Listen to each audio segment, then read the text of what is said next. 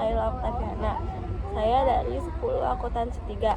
Di sini saya akan mempresentasikan PPT tentang uang. Uang adalah alat tukar dan alat pembayaran yang diterima secara umum oleh masyarakat untuk mempermudah ekonomi, seperti membeli barang, membayar jasa, dan melunasi hutang. Artinya, uang digunakan agar manusia tidak perlu melakukan barter seperti tukar barang dengan barang. Uang juga berfungsi sebagai satuan nilai, alat penyimpanan kekayaan, dan alat pembayaran yang sah. Sejarahnya, sebelum ada uang, manusia melakukan barter, yaitu tukar-menukar barang dengan barang. Contohnya, beras ditukar dengan ikan, kain ditukar dengan garam. Kelemahan barter yaitu sulit menemukan orang yang membutuhkan barang yang sama, dan sulit menentukan nilai tukar yang seimbang. Setelah barter dirasa sulit, manusia mulai menggunakan barang tertentu sebagai alat tukar, seperti garam, kulit, kerang, biji-bijian, dan logam. Barang-barang ini dianggap berharga dan diterima banyak orang. Kelemahannya yaitu tidak tahan lama, sulit dibawa, dan nilainya tidak selalu sama di setiap tempat. Ada sekitar 600 sm masa uang logam berada di Lydia dan sekarang berada di Turki. Mulai digunakan uang logam dari emas dan perak. Logam dipilih karena tahan lama, mudah dibentuk, dan bernilai tinggi. Setiap koin diberi cap atau lambang kerajaan sebagai jaminan keaslian. Masa uang kertas pertama kali muncul di Tiongkok, yaitu berada di dinasti Tang dan Song, abad ke-7 sampai 11 Masehi.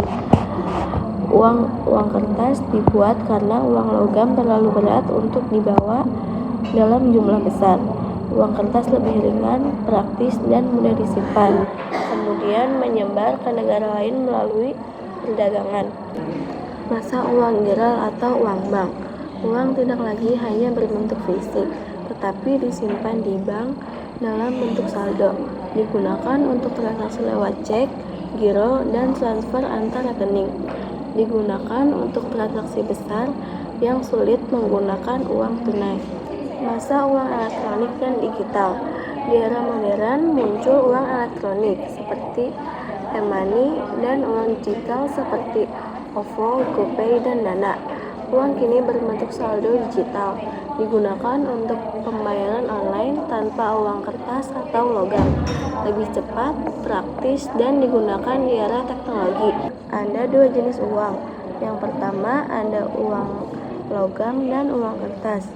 Uang logam terbuat dari logam. Contohnya seperti emas, perak, atau campuran nikel dan tembaga. Biasanya bernilai kecil dan digunakan untuk transaksi sehari-hari. Contohnya uang koin 100, 500, dan 1000 perak. Yang kedua ada uang kertas. Uang kertas terbuat dari bahan kertas khusus atau plastik polimer yang kuat dan tahan lama. Uang ini mudah dibawa dan memiliki nominal besar, contohnya seperti 2.000, 10.000, 50.000, dan 100.000. Ada uang kartal dan uang giral. Uang kartal adalah uang resmi yang dikeluarkan oleh Bank Indonesia dan digunakan langsung oleh masyarakat. Uang kartal berbentuk uang kertas dan uang logam. Contohnya uang rupiah yang kita gunakan sehari-hari. Yang kedua ada uang giral. Uang giral adalah uang yang disimpan di bank dan digunakan melalui cek, bilet giro, atau transfer. Uang ini tidak berwujud fisik seperti uang kartal, tapi tetap bisa digunakan untuk transaksi. Contohnya yaitu saldo di rekening bank. Di sini ada 2 jenis uang yang bernilai penuh dan uang yang bernilai tidak penuh. Uang yang bernilai penuh yaitu full bodied money, yaitu nilai bahan pembuat uang sama dengan nilai nominalnya. Contohnya koin emas atau perak pada zaman dahulu. Lalu ada uang bernilai yang tidak penuh. atau token money. Nilai bahan pembuat uang lebih kecil dari nilai nominalnya. Contohnya, uang logam atau uang kertas masa sekarang. Uang tunai, uang yang bisa digunakan langsung dalam bentuk fisik atau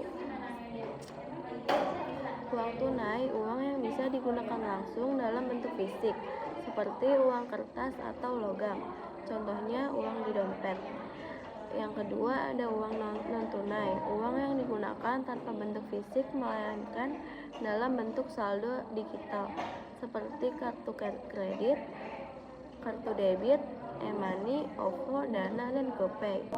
Di masa sekarang, uang tidak hanya berbentuk kertas atau logam, tetapi juga hadir dalam bentuk digital yang lebih praktis dan cepat digunakan, seperti uang giro, uang yang disimpan di bank dan digunakan lewat cek, giro, atau transfer antar rekening. Tidak berwujud fisik, tetapi memiliki nilai yang bisa digunakan untuk pembayaran. Contohnya saldo rekening bank, transaksi via mobil banking. Kelebihannya yaitu menjadi aman, praktis, dan cocok untuk transaksi besar. Kekurangannya yaitu hanya bisa digunakan oleh orang yang memiliki rekening bank. Yang kedua ada uang elektrik atau e-money, uang yang disimpan dalam chip atau sistem elektronik. Dapat digunakan untuk transaksi kecil tanpa uang tunai. Contohnya kartu e-money, kartu tol, kartu transportasi umum seperti KRL dan Transjakarta. Kelebihannya yaitu cepat dan mudah digunakan. Kekurangannya terbatas pada tempat yang menerima e-money. Yang terakhir yaitu ada uang digital, bentuk uang yang sepenuhnya berada di dunia digital, tidak memiliki bentuk fisik. Digunakan untuk transaksi online atau pembayaran melalui aplikasi. Contohnya OVO, GoPay, Dana, ShopeePay, dan Link Aja. Kelebihannya yaitu sangat praktis dan bisa digunakan di banyak tempat. Kekurangannya membutuhkan koneksi internet dan perangkat elektronik. Fungsi asli uang yaitu yang pertama sebagai alat tukar atau medium of exchange. Uang mempermudah kegiatan jual barang dan jasa. Tanpa uang, manusia harus barter yang sulit dan tidak efisien. Yang kedua, sebagai satuan hitung atau unit of account. Uang digunakan untuk mengukur nilai barang dan jasa. Dengan uang, kita bisa membandingkan harta antar barang. Yang kedua, ada fungsi turunan uang sebagai alat pembayaran yang sah, stand of deferred payment. Uang digunakan untuk membayar utang atau cicilan. Yang D, sebagai alat penyimpan kekayaan atau store of wealth.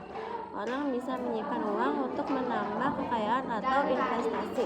Kesimpulannya adalah uang merupakan alat tukar dan alat pembayaran yang diterima secara umum untuk mempermudah kegiatan ekonomi masyarakat.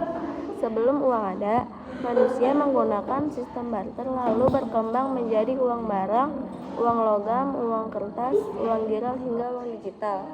Fungsi utama uang adalah sebagai alat tukar, satuan hitung, penyimpanan nilai, dan alat pembayaran yang sah. Jenis uang dapat dibedakan berdasarkan bahan, nilai, lembaga penerbit, dan bentuk penggunaannya. Sekian presentasi dari saya. Kurang lebihnya mohon maaf. Wassalamualaikum warahmatullahi wabarakatuh.